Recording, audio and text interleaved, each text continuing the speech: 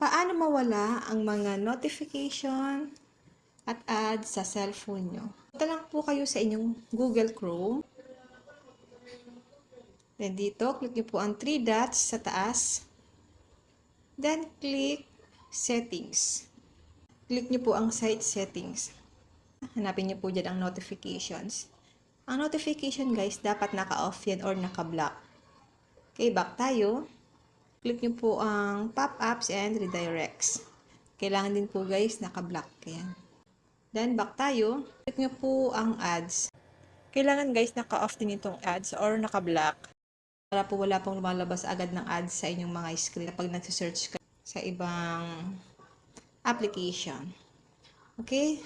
Ganun lang po guys kadali. Follow for more para lagi kang updated sa lahat ng mga tips at video tutorial na ina-upload ko.